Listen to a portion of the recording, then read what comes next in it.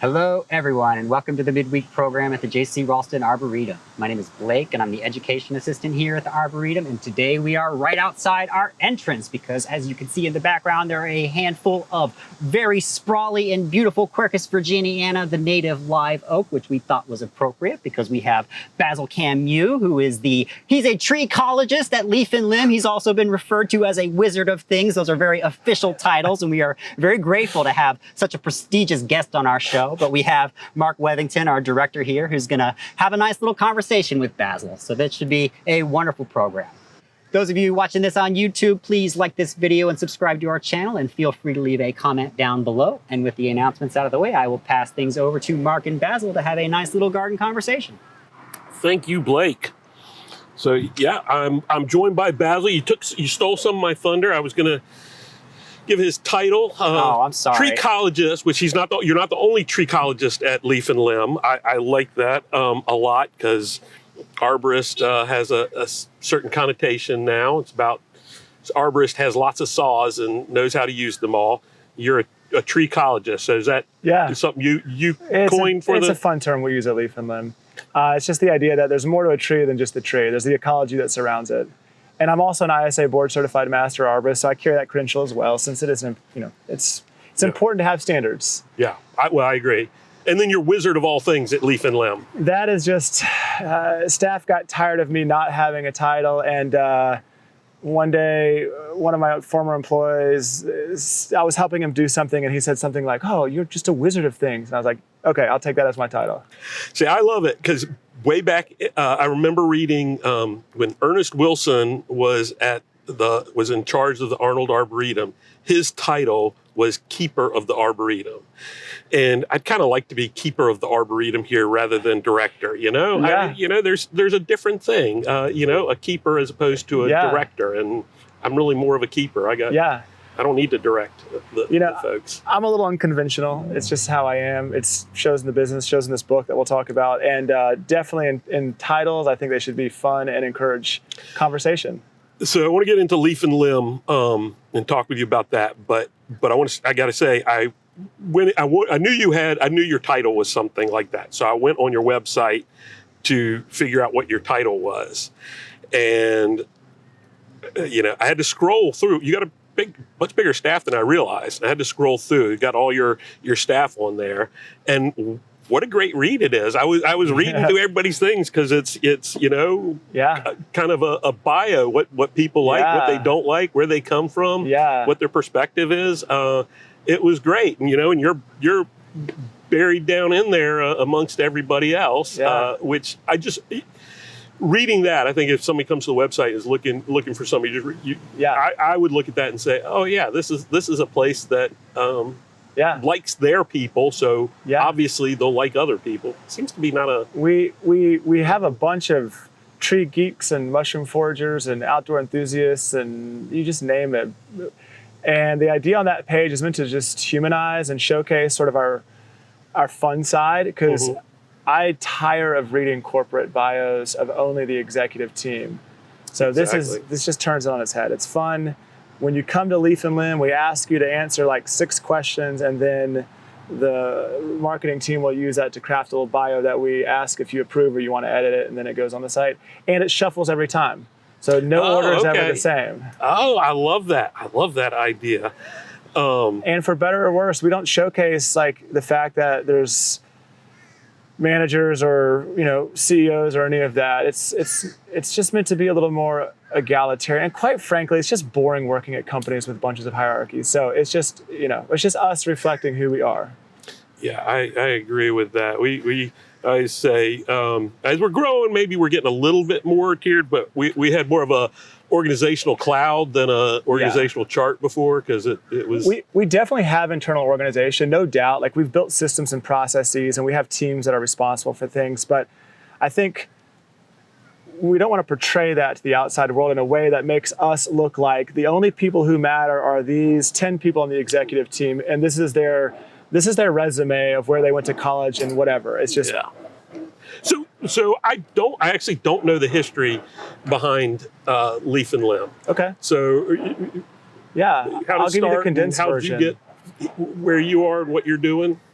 We originally started as a tree service. It was leaf and limb tree service. My dad started it in 1997. And in 2009, I'm going to skip all the circumstances that led up to this, but we decided to become business partners at Leaf and Limb. The idea was that I had some business skills that I could contribute to help grow the business, marketing, you name it, that kind of stuff. And of course, he's been running the company, so he knows what he's doing. So we teamed up in 2009 and we started building what was meant to be the biggest tree service in the Southeast. My goals back then were really primarily about scaling, growing, profitability, becoming rich. That was just what I wanted. And it was in the process of going through just learning about trees. Primarily, I'll give you sort of a reason for why we learned about trees. We wanted to be able to offer services that had higher barriers to entry and that were more profitable. So of course it led us to things like soil and insects and these things. I remember when I first started reading about soil, because this is where I sort of began my learning journey. I was Paul Stamets, it was Jeff Lowenfels, it was Michael Phillips' Mycorrhizal Planet. Some of these books that just blew my mind, just like the hinges came off. And that was really sort of the beginning of this realization that trees and ecosystems are incredible, so complex, so fascinating. I couldn't get enough of it. And then that sort of dovetailed into later in my career, like in 2017 timeframe, Yvon Chouinard, his book, The Responsible Company, sort of pitching this idea that business can be a force for good in the world. And it was really resonated with me because I wanted to do something more. I'm getting older now in this story, and I'm starting to question what am I doing and this sort of thing. Right. And these things inspired me. The learning about the business, the trees rather, the ecosystems, and then realizing I could turn this business into something that creates positive impacts for people, for community, and now for ecosystems, hopefully. And we went through a rebranding process, but during the rebranding process, we had removals on the table because it was 60% of our revenue. And I gave the sales team this challenge that I wanted to bring the removals portion of our business down to 10% of revenue within 3 years, which would have been 2020. By the time we got to 2020, we'd only moved down to 40%, and this was a big problem for me. So I discussions, conversations, lots of stuff internally at Leaf and Limb. We decided, let's take removals off the table so that we are forced to live in this new reality where it's not even an option. Because I could get into why even having removals on the table is a challenge. Namely, if you're a sales rep at our tree service or any tree service, and you can, a client says, I want to remove that tree. It's an easy $3,000. Or you can decide to try to convince them why you shouldn't remove the tree. And instead, let's delve into this very complicated topic about soil and talk about soil remediation. So of course, there's not good incentive there for my team to want to. So I had these systemic things that were a problem. Anyway, lots of discussion. We took it off the table starting in 2020, walked in 40% less revenue starting the year. And we were very fortunate that ABC 11 picked up a news story about this because it really helped get the word out to the local community. We were very unfortunate that COVID happened in April. It made for a wild number of years. I'm not totally sure the dust has ever really settled, but that's sort of like life these days, I think. Yeah. But I will say it's almost 2025. We've not only closed the gap on the revenue we lost, we're beyond what we've ever done before. We have 55 staff now. I think we're achieving our purpose as a company, which is we're trying to care for this planet and trying to create a healthier community. Yeah, and that's how you can look at growth in a couple different ways. You can look at it as the revenue, be the biggest, and the 800-pound gorilla in the room. Biggest tree service in North Carolina or whatever, cutting down trees. Yeah, and you can get rich. You can pay people a lot less money, make them for sure dislike their jobs, or you can grow in the way you think is the ethical way to do your business, but also treat your employees and I think more companies need to be thinking that way, and I think people would sleep better at night if they did. It's hard to make the leap, but for me, the thing that makes it easy is that I find genuine joy in this, caring for trees, building a healthy place to work, hopefully contributing positively to the local community, creative endeavors. I had so much fun writing this book. Editing was a nightmare, but writing it was just the best. I love getting to do creative things. Like that's, so the idea of being a thought leader, like Project Pando, all these things that we're doing, and then giving the ideas away, it brings me more joy to be in the creative. So I guess going to what you're saying, how do you measure success? For me, of course, we have to stay solvent as a business, but we also measure success in how many good ideas can we give away that can actually help people or community or the land or whatever that metric looks like here locally. Yeah. And we're going to get to Project Pando, but I want to talk about the book. So the book that Basil has put out and Leaf and Limb has put out, From Wasteland to Wonder, Easy Ways We Can Help Heal Earth in the Suburban Landscape. Sub/urban landscape. I condensed suburban and urban into this. I think that's wise. And it is a great book. You can get it on their website. You can also, I think, free. You can download free. the digital. And if you want the hard copy, we just ask the price of printing and shipping. We're not making any money on this book. We're giving it away. And it is a great book. And the real key is trees. Yeah, it comes you out can look at trees as a separate thing, but they're not separate from everything else around them and in the world. So my pitch on the book is, I don't need to sell you on the merits of climate change or why these things matter. What I really just am going to do is show you why there's a different way to do things that will save you time and money. And if you care about environmental issues, great, you're going to love this book. If you care about helping reduce carbon in the atmosphere, you're going to love this book. But you don't have to love it for those reasons. You can just want to save time and money.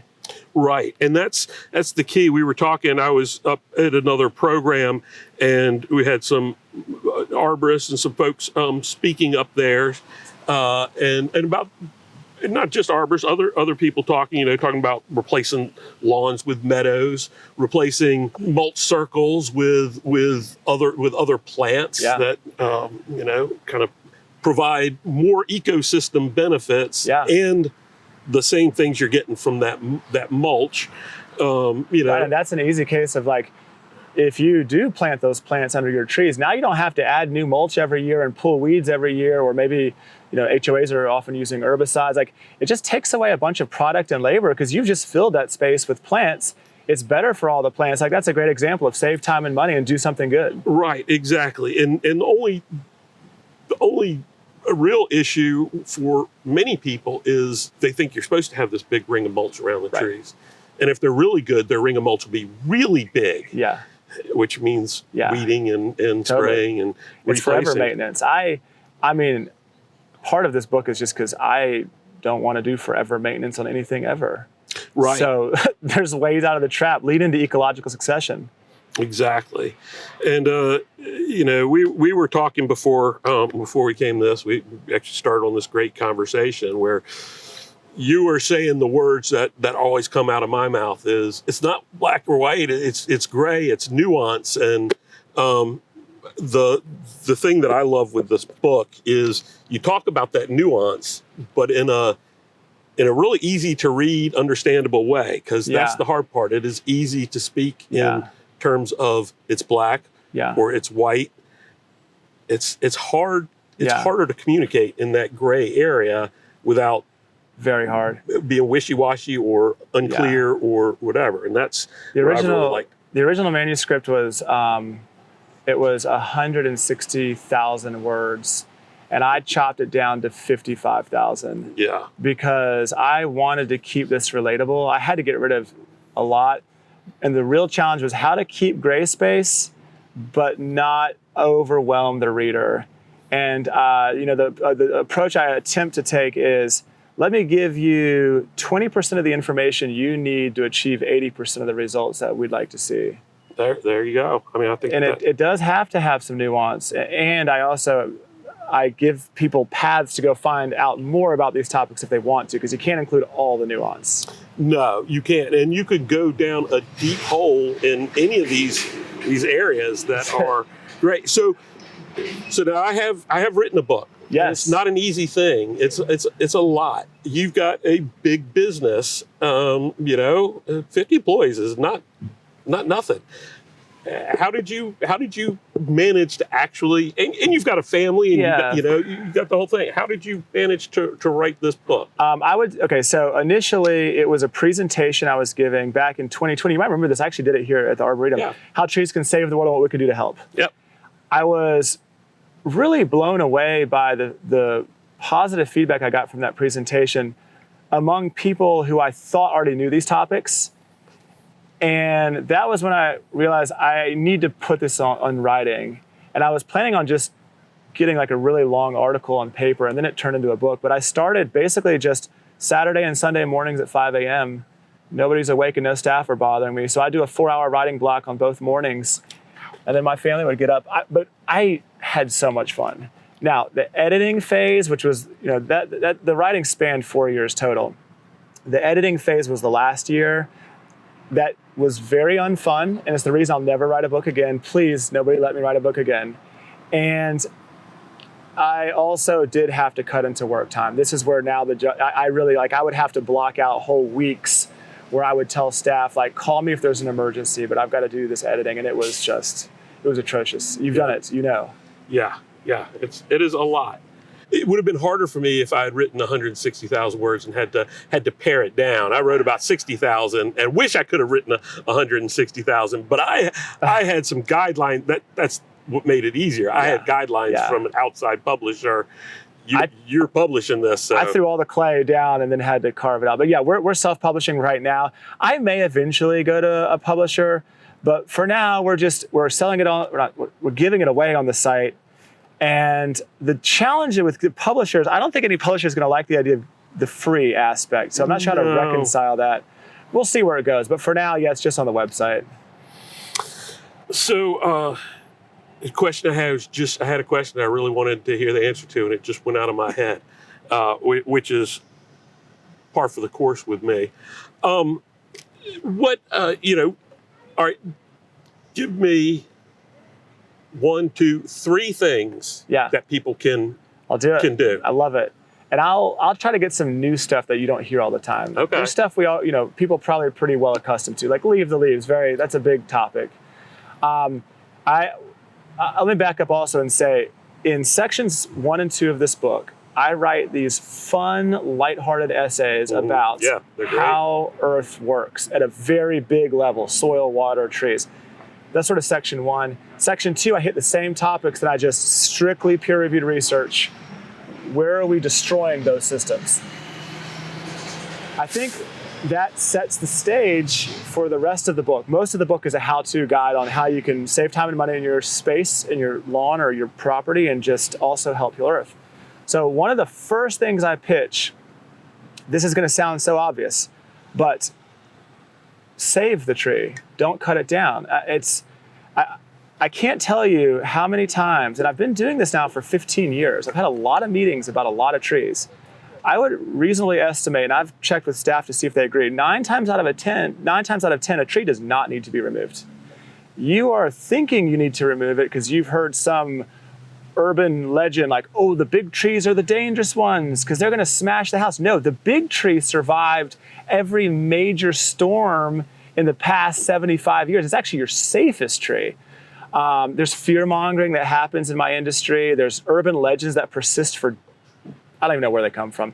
So I think half of what we do is simply convincing people not to cut their trees down because you have nothing to worry about. So I think the first big, huge way to save time and money, not only on the removal costs, but then on the heating costs for your house, and then on what's going to happen with all the erosion in your yard that you're not ready for because there's no tree roots anymore, is, does it really need to be removed? Right. So that's we hit the top 5 reasons people think they need to cut trees down and they don't. And then the top 5 reasons that you may actually need to watch the tree that you probably don't know about. And then we leave people with a basic framework on how to do sort of a simple analysis from a layman's perspective of the really obvious things that if you see these things, you probably need to call a professional. So right away, that's my number 1. My number 2 is a little surprising also, I think, and that is I really recommend reconsidering what we're planting. It's much easier to work with 1- and 2-year-old saplings.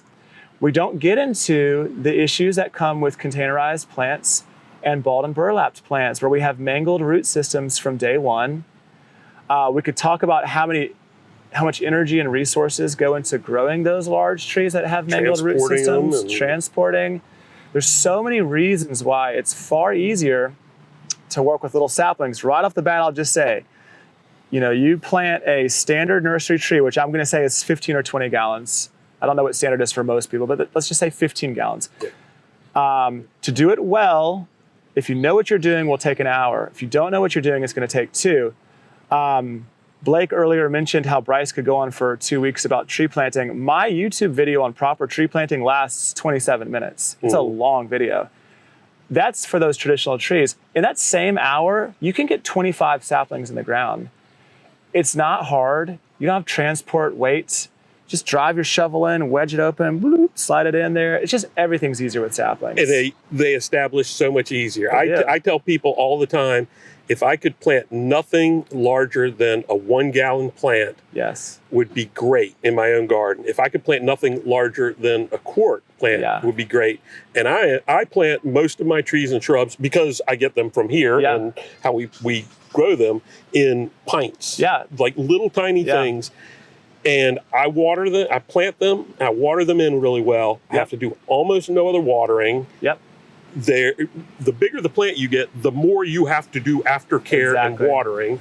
And talking about trees, now this is going back 30 years ago, but Cornell did a long-term study, bunch of different tree species, and for every inch of caliper of a tree, there is a year that it sits. At least. So if you plant a 5-inch caliper, 5-inch diameter trunk tree, big burlap, burlap thing that you pay a lot of money for and probably pay somebody else to put in, because that would be, hundreds and hundreds of pounds fruit ball. And you plant a 1-inch caliper, a little thing, in 5 years, that 1-inch caliper tree will actually catch up and potentially surpass that 5-inch caliper tree. So yes, you have that bigger tree there for those years, but you have a plant that doesn't have that mangled root system that's going to grow in and settle. Totally. 2 layers to add to that. One, you start planting in these new developments where you have nothing but hard clay, and then you get into it where, like this summer, we had 25 days without rain and 9 days over 100 degrees. I mean, those trees are biting the dust. But the saplings that we have, we also plant saplings. We're seeing survivability. Because you only need to get compost and nice material right in that little sliver with it, and it can build its own way out. It terraforms. Trees terraform. And the other layer I would add is when we're talking about like just the long-term implications, oftentimes we are called in to solve a tree problem, and we're often about 8 to 15 years following tree planting. That's when you start to see the big issues with these trees we're describing, the balled and burlaps, the containerized. USDA did a study of all trees in the US and found that the average lifespan of a suburban tree is 35 years, which is crazy. That's much better than I thought it was. But think about, this in natural systems, an oak can live for 900 years. A pine can live for 500 years. So these trees aren't even getting started yet. So again, saplings, save yourself some time, save yourself some money. You're going to have a healthier tree in the long run. And in public horticulture, and I mean, this is something you do too, I look at all the other part, there's the whole ecosystem part, but we live in this world too. And there were years and years ago, when I think this was when my wife and I were looking for our first house, our first or second house, when we had this epiphany. And we would drive into a neighborhood, 1950s neighborhood, 1970s, 1990s, probably not 1990s at the time. But we would drive in, and almost immediately we would say, I don't like this. I do like this. And we'd say, this one feels like a neighborhood. This one feels like, and we'd go into another one. And at some point, and my wife actually, who cares nothing about gardening, plants, whatever, realized that it was the trees, and it wasn't just the large trees. It was that the trees spanned a lot. They knit everything together. So when you went into these other ones, it might be an older neighborhood, but where the Bradford pears or something like that have been planted that are going to stay in their confines and not do like the oaks and go wider, or the trees were all planted that were small, and you could separate everybody's lot from everybody else's because there weren't trees. Right. And she was like, I wonder if they just don't, they don't like their neighbors, so they can't have a tree that the leaves fall in the neighbor's garden. And it's amazing now when I go into a neighborhood, and it can be relatively new. It's rare now where relatively new where they've planted trees to do that. But just psychologically and culturally, you are connected to your neighbor when you share that plant. It's a calming effect. We have all the research to show it, but we don't need the research to just right here. Yeah. It's so peaceful and calm. Yeah. We walk out there, we're getting more stressed automatically because we're in the hot parking lot. Neighborhoods, anyway, we could go on for ages. The third thing I'll say, sort of my little, another one, I'll make a big inflammatory statement, and that is, I've yet to figure a scenario in the suburban landscape where you ever need fertilizers for grass and trees. And this is, when I say fertilizers, I'm talking about the stuff you buy from it could be a Lowe's or Home Depot. It could be a garden center. It could also just be from your service provider, grass or trees. If you're going to use anything, I say use composts, and you can make those real easy right where you live. Not pay a dime, save yourself a ton of money, do a lot of good to heal Earth. Yeah. That is one of those things I tell, well, let me go back. Basil is a big supporter of the Arboretum. Like mentioned up top, that Leaf and Limb sponsors our free Gardening in the South program, which is a program that we are designed specifically for new gardeners and new to the area gardeners. It's been a great program. Basil also is on our board of advisors currently, so I want to throw that in there. But what I go back to is with this program, one of the topics that we revisit all the time is red clay. We live in the land of red clay, and new gardeners say, how do you garden in this stuff? And what I tell them is, this is wonderful stuff. It is so full of nutrients. We don't fertilize here. Yeah. We mulch with ground up grass leaves, with partially decomposed grass leaves, which is building soil. Exactly.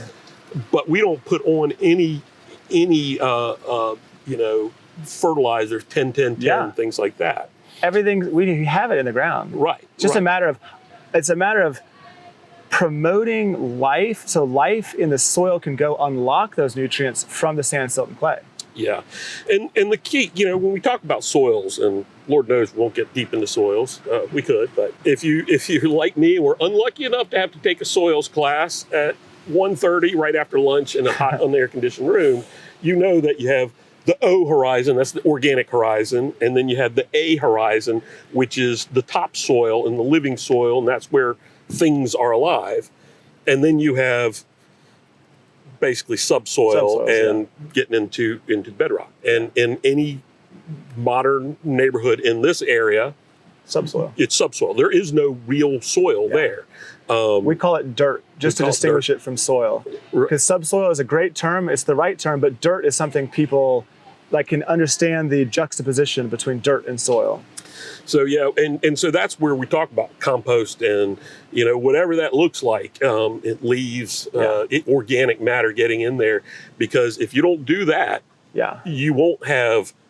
You're never going to have worms in that subsoil. That's not where worms live. Right. You get a little bit of organic matter on there, and all of a sudden, don't know where they come from, but they show up. They do. You bring they will come. Yeah. The biggest thing, this is going to dovetail a little bit into sort of the meta level, but we've denuded half the planet's arable soil. In just the 1900s, we turned 1 billion acres into complete wasteland that have yet to be, there's nothing that's just sitting there. Yep.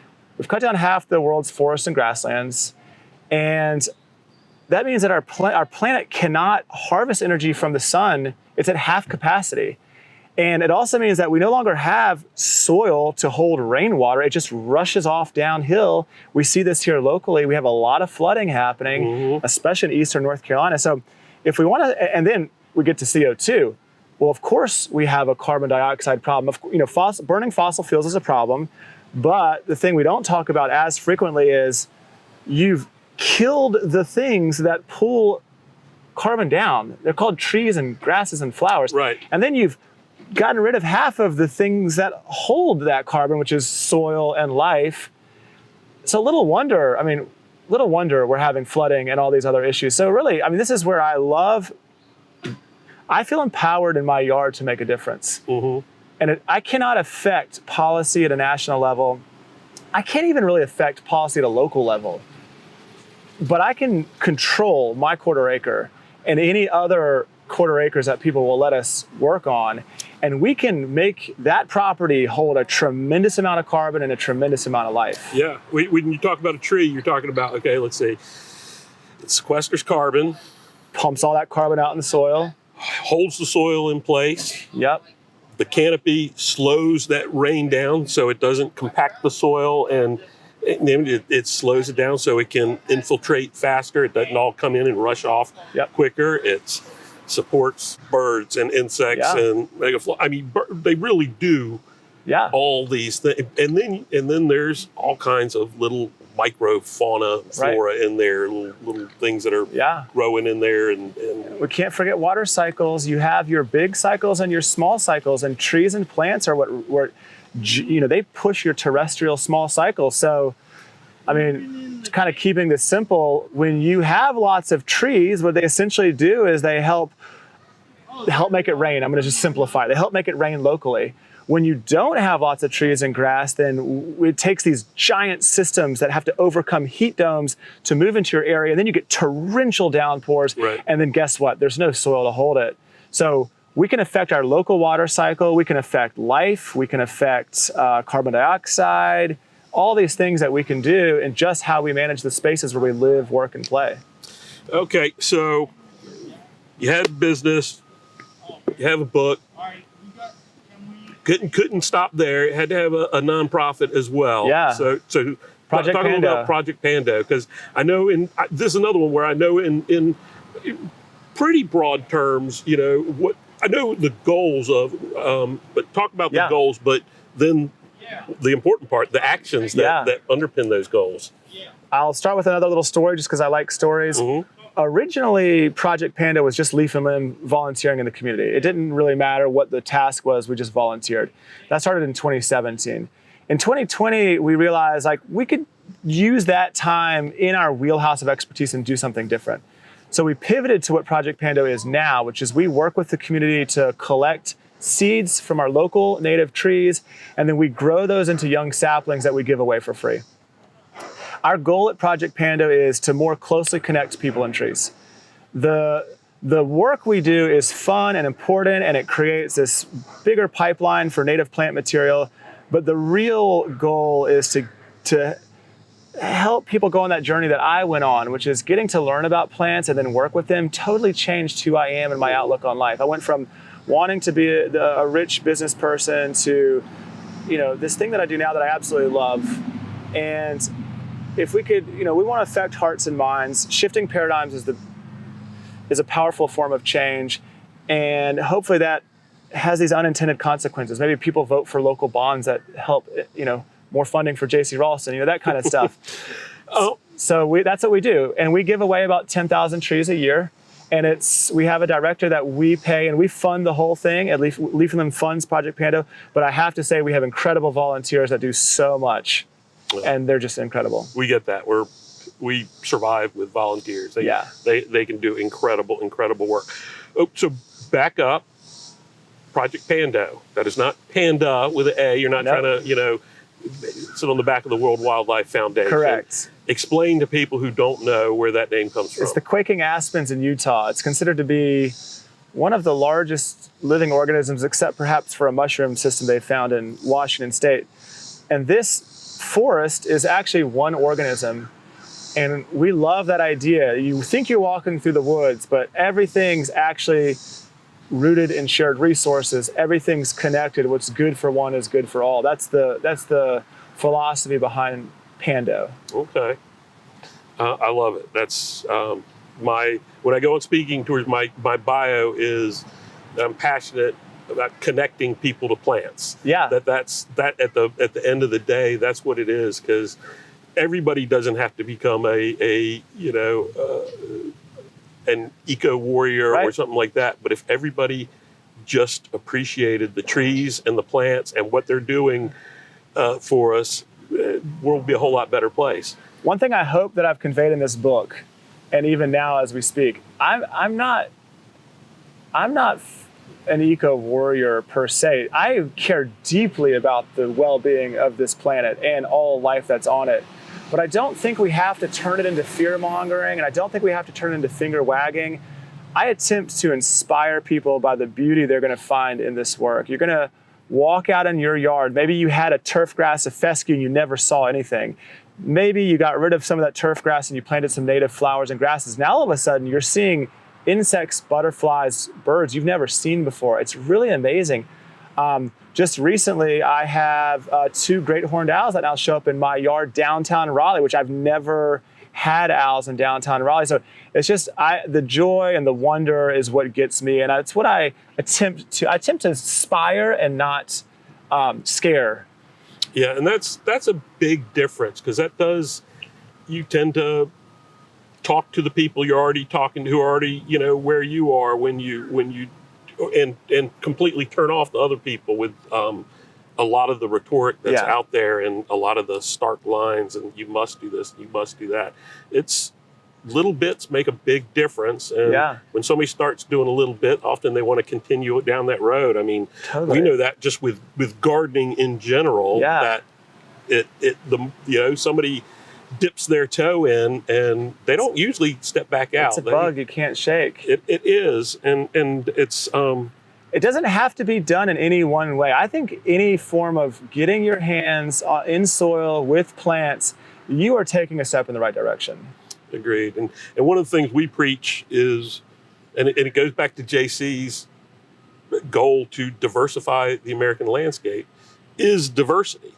There is the number of nursery people, landscapers who say, oh, the cherry laurels that I plant, that I spec and plant in the thousands and thousands are getting a shot hole fungus problem in their leaves and they look ugly. What's the replacement? Right. Like, no, you have a problem. Your problem is not cherry laurels.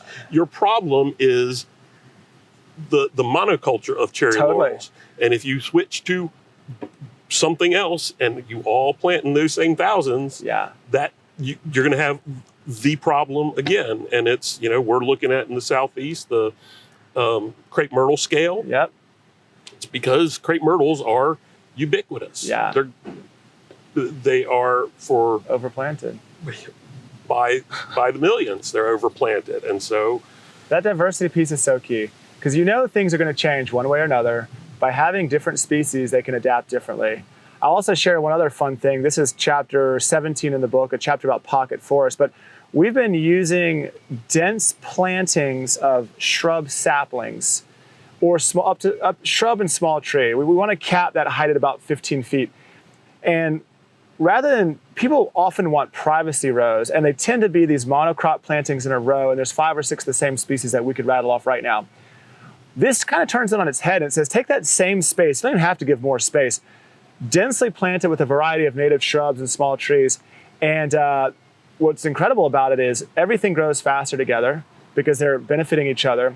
So you can get this full-on privacy screen in 3 or 4 years. You have an incredible amount of diversity. You're feeding lots of birds that'll come in. You can also do, some blueberries or some Chickasaw plums so you and your neighbors can share some food if you want to.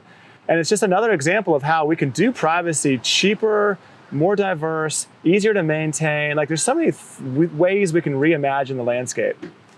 And if you were 100 years older, you just call it a hedgerow. Exactly. It's exactly. And it's great. You go to other places in the world, go to England, and they have these hedgerows, and they may be wild, they may be clipped, but here it's got to be clipped And if some other thing starts growing in there that has a different leaf on it, by God, we got to get it out. And if you've let it go too long and you can't get it out, you got to rip out the whole hedge and start again, rather than say, let's plant a whole bunch of things and plant them close. It's not about getting space. That's part of what helps them to go up so quickly and be dense. And it will be filled with birds and insects. Exactly. And all these things. And it'll be, and they're beautiful. They're incredible. Call them thickets, sorry, hedgerow, same thing. I love them, one of my favorites. And they get so dense that even in the winter, when many of the deciduous shed their leaves, it doesn't matter. You have so many stems there. Yeah, no, and you're not out sunning naked in the winter anyway. So but you're right. Yeah, they are. And here where we are, there's plenty of evergreen things to go in there as well. Hollies, wax myrtle's super underrated. I know it gets a bad rep because it was, wax myrtles are awesome. Wax myrtle, I used to recommend that to people when I lived near the coast because it's salt tolerant, it's wet tolerant, it's drought tolerant. Yeah. It's one of the few plants that you can go in a hedge type situation from sun to shade, and it'll perform just about as well in both situations. And a high ecological value too. Yeah. It's a great plant. And I'll add, because I love vines, I love growing vines. Yes. But I am starting a hedgerow. Mostly, I'm not out planting it like a hedgerow with a bunch of small things. It's just, I love plants. I keep planting things in my garden. And then when I'm like, well, this is getting too big because I didn't really have space for it, I dig it up. And at the bottom end of my property where I have deer coming through all the time, I'm just planting the things close together. Yeah. And, cool. doing that. So, which leads me to the end. And this is for those of you who stayed on, who are still on here. This is one of the things we're always asked.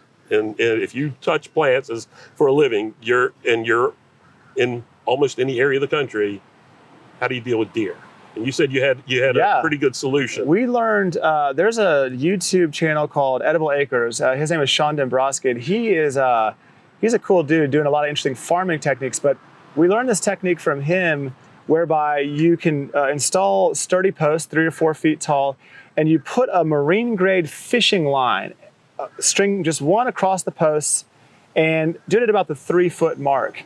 It is highly effective at keeping deer out. We've got quite a number of experiments we've been running just to make sure it works in like Hillsborough and Chatham County, where they just run in herds. And so far, so good. The idea is that you're not actually physically keeping them out, you're just spooking them because they don't know what that invisible thing they just touched was. Right. It's been working really well for us. It's also linked in the book. Is it? Yep. Perfect. Anybody who wants that, you can find it in one of the chapters. There's a QR code. I integrated QR codes so you can actually, I do how-tos written and then how-to videos, so you don't have to just do the written part.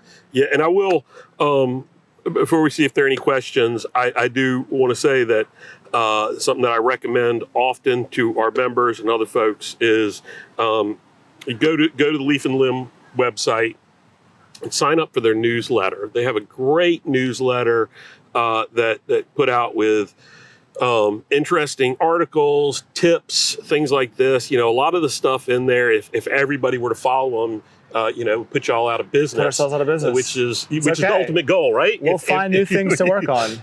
That's right.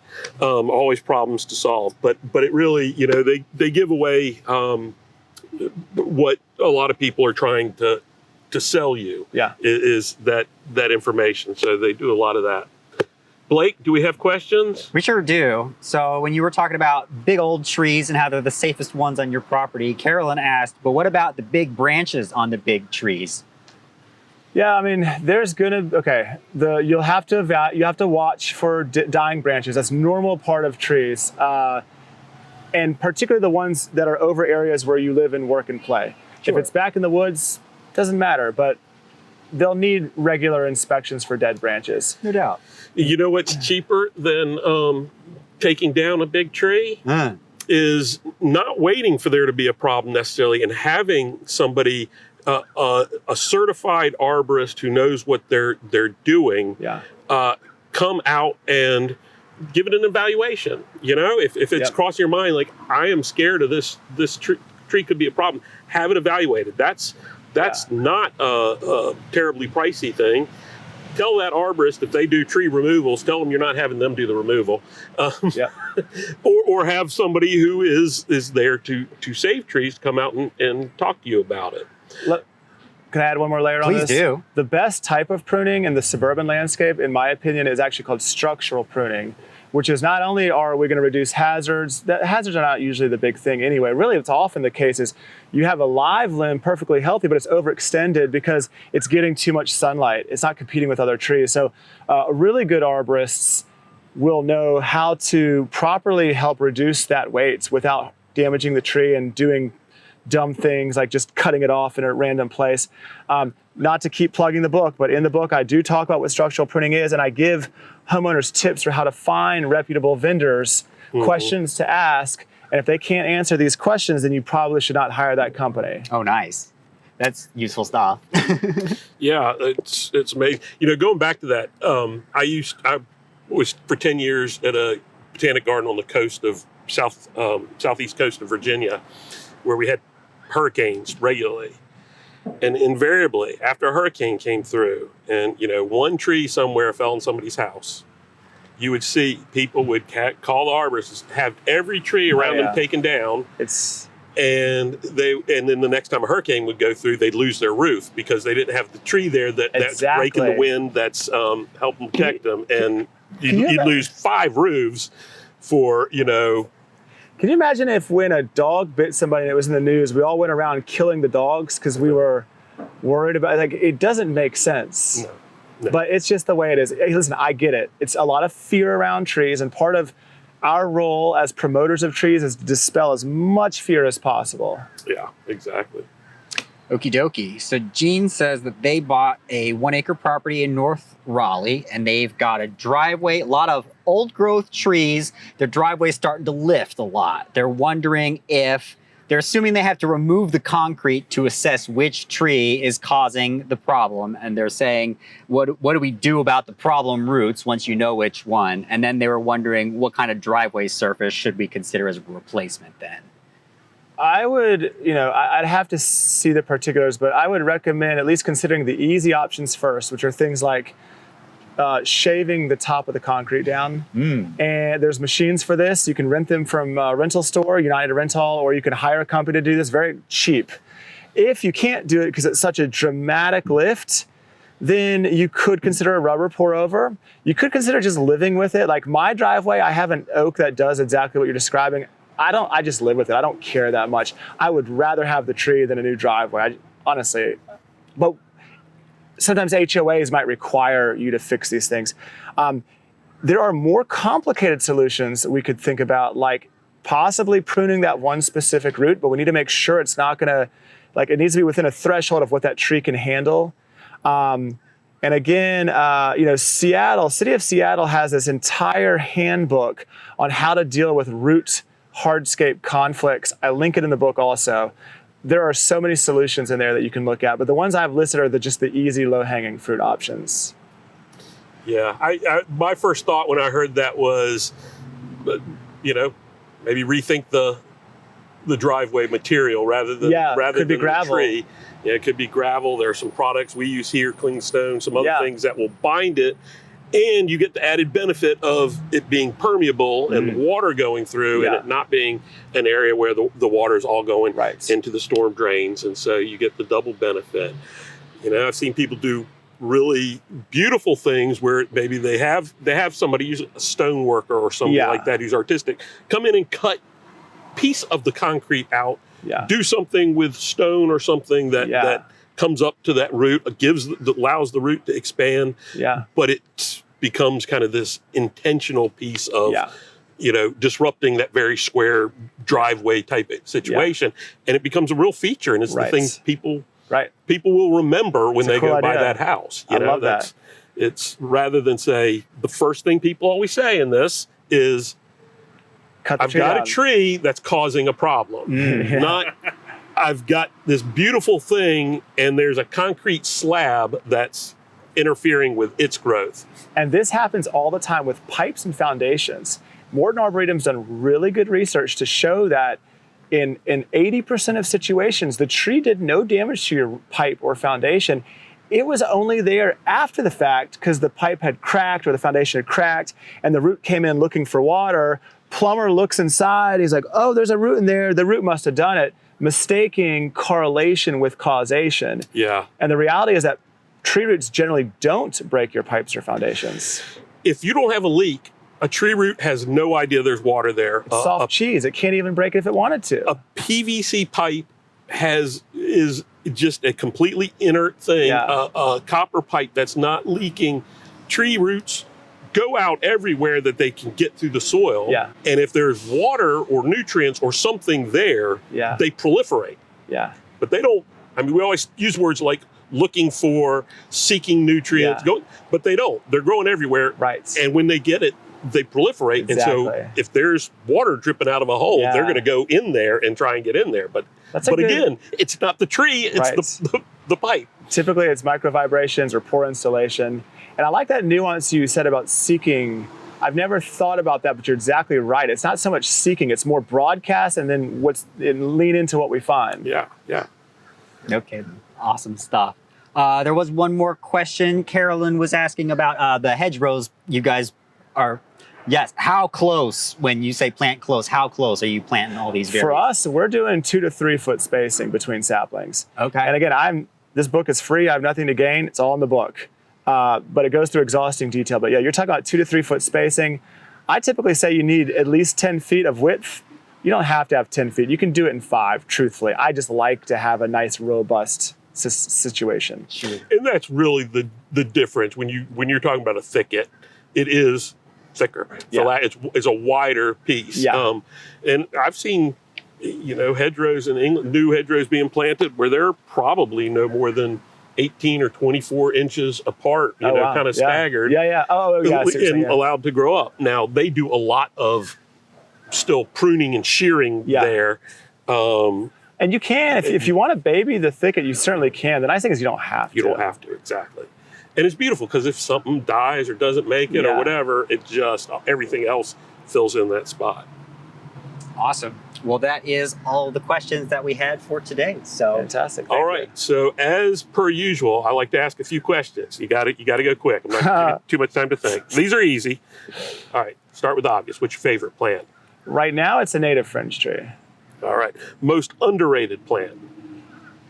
Let's go back to that wax myrtle. I'd put it at that list right now. I don't know if it's underrated, but it seems to be with our client base. Yeah. Most overrated? Cherry trees. Cherry trees.